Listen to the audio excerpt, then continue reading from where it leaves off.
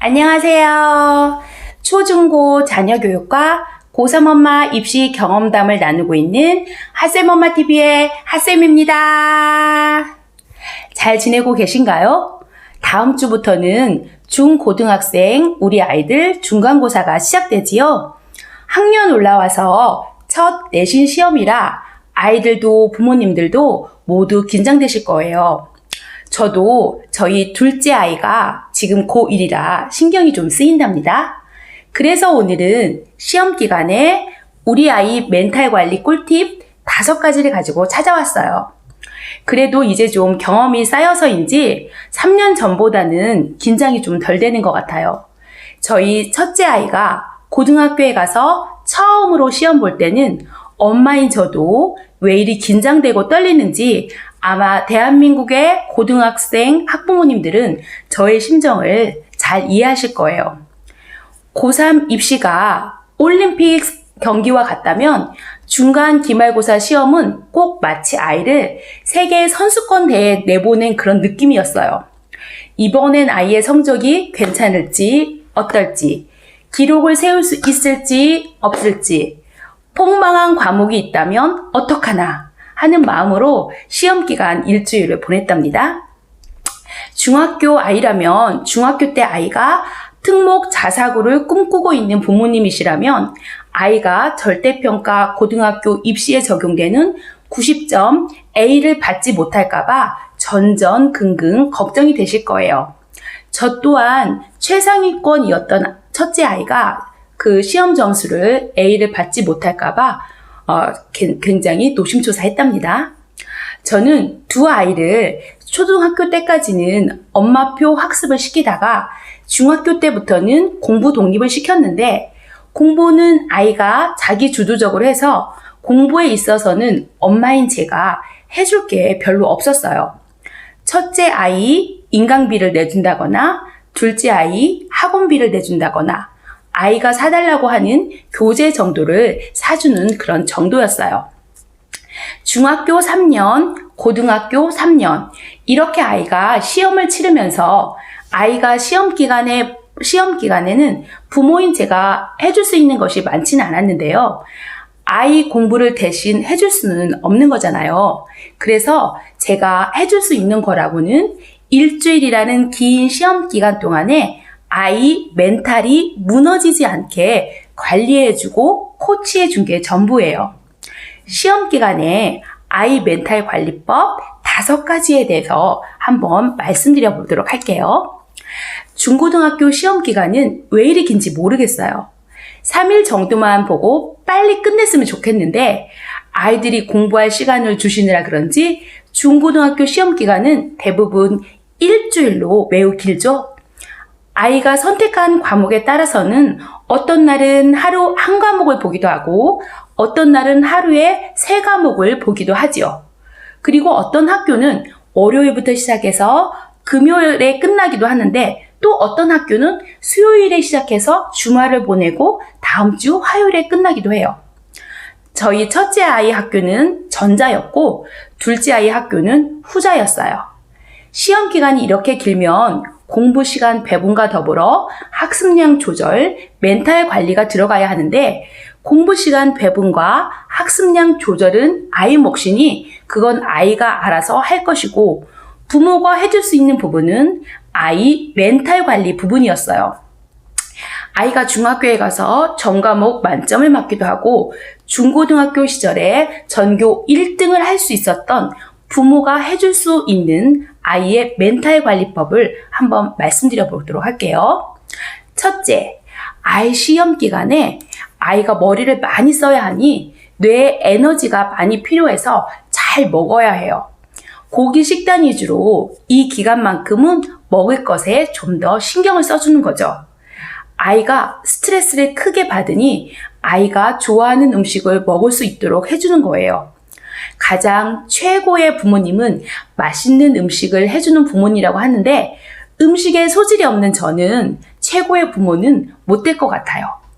워킹맘이어서 그런지 시간이 많지 않은 저는 제가 해줄 수 있는 간단한 요리는 해주고 시간이 많이 걸리는 요리는 주로 배달 주문을 해서 아이가 먹을 수 있게 해주었답니다. 둘째, 아이에게 되도록 시험 본 과목에 대해서 채점하지 말고 되도록 시험이 모두 끝나고 채점을 해보라고 해요. 초반에 시험을 잘 보면 방심하게 되고 초반에 시험을 못 보면 망했다고 생각하고 낙심하게 돼요. 어차피 시험 본 과목은 되돌릴 수 없으니 채점은 시험이 모두 끝난 마지막 날에 한꺼번에 채점해 보라고 권해 주었어요. 이 노하우도 처음부터 알았던 것은 아니고 6년 동안 아이가 시험을 20번 정도 치르면서 저도 아이와 시행착오를 겪으며 깨달은 내용이에요.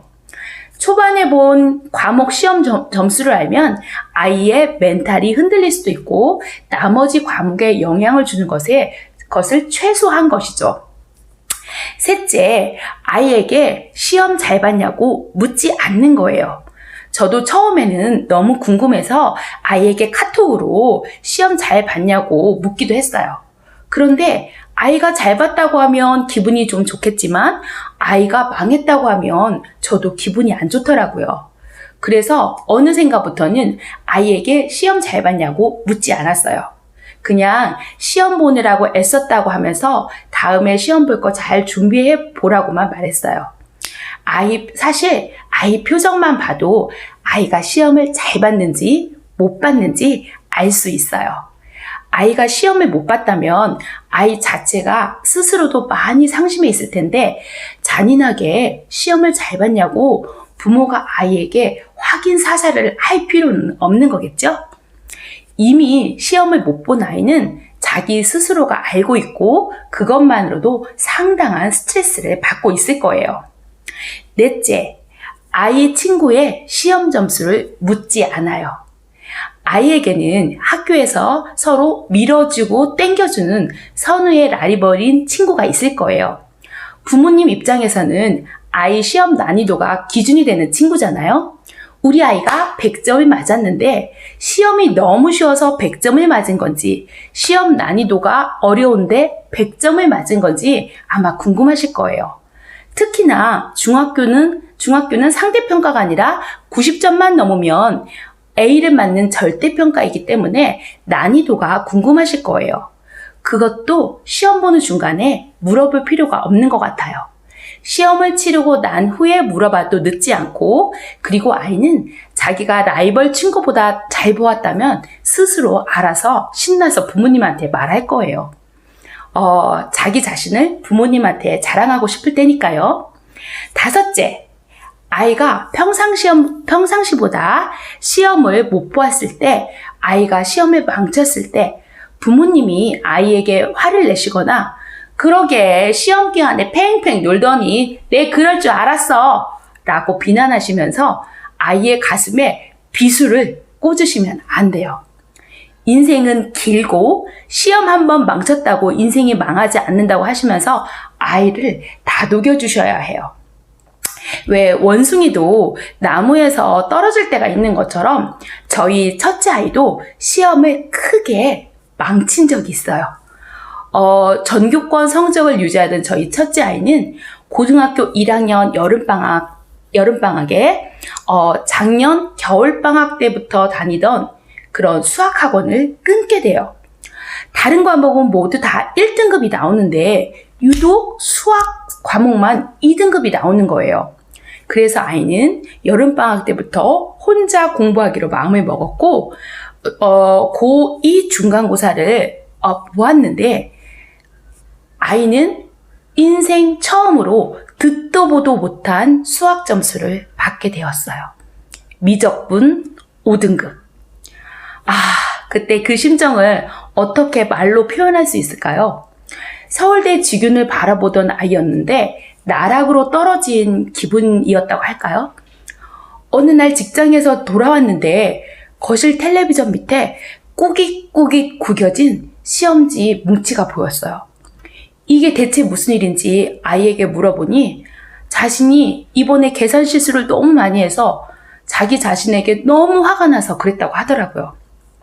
저도 정말 하늘이 노래지는 줄 알았어요. 그동안 공든탑이 무너진 느낌이라고 할까요? 이 사태를 어떻게 수습해야 할지 정말 아득하더라고요. 그래도 어른인 엄마가 아이 마음을 다독여줘야 할 것 같아서 시험 한 번 망쳤다고 인생이 망하는 것도 아니고 서울대 지교 못 받으면 일반 전형으로 들어가도 된다고 괜찮다며 다독여 주었어요. 그러고는 저도 별의별 생각이 다 들었어요. 끄는 학원을 다시 보내야 하나? 과외를 붙여줘야 하나? 그런 5만 가지 생각이 드는 거예요. 아이가 다녔던 학원에도 소문이 나서 학원 선생님은 빨리 다시 학원으로 우리 아이 보내라고 데리고 오라고 친구들한테 말했다고 하더라고요. 하지만 저희 아이는 고집이 있어서 다시는 학원으로는 돌아가지 않았고 혼자서 수학 공부를 열심히 했어요. 수학 공부를 독하게 하면서 저는 저희 아이가 시험 직전에 문제를 풀어보면서 아이가 꺼이꺼이 우는 그런 모습도 지켜봐야 했어요. 풀던 문제지를 푹푹 찢으며 그 커다란 아이가 눈물을 뚝뚝 흘리며 울더라고요. 지금도 그때를 생각하니 제가 눈물이 다 나려고 하네요. 그 아이가 하는 말이 엄마, 나는 왜 이렇게 수학을 못할까요? 하면서 우는데 제가 해줄 수 있는 말이 딱히 없더라고요. 그때 제가 해줬던 말이 네가 수학을 못하는 게 아니라 너희 학교가 공부 잘하는 아이들이 많이 몰려있는 학교라 수학 괴물들이 많은 거야 라고 말하며 등을 토닥여준 게 전부네요. 그렇게 꺼이꺼이 울던 아들은 기말고사 때 미적분을 1등급을 받고 간신히 중간고사 때 받은 미적분 5등급을 3등급으로 올려두었어요. 앞으로 저희 아이는 이 수학 5등급을 평생 잊지 못할 거라고 말하네요. 그리고 앞으로 인생이 나락으로 떨어지는 듯한 그런 순간이 다시 와도 잘 이겨낼 거라고 저는 생각해요. 이런 경험은 사실 돈 주고도 살 수 없는 소중한 경험이잖아요. 이런 걸 심리학에서는 회복 탄력성이라고 하죠. 회복 탄력성은 심각한 삶의 국면에서 좌절하지 않고 기존보다 더 나은 방식으로 재기할 수 있는 마음의 근력을 의미한다고 해요. 만약 우리 아이가 시험을 망쳤다면 이번에 회복 탄력성을 기를 수 있는 절호의 기회라고 생각하세요.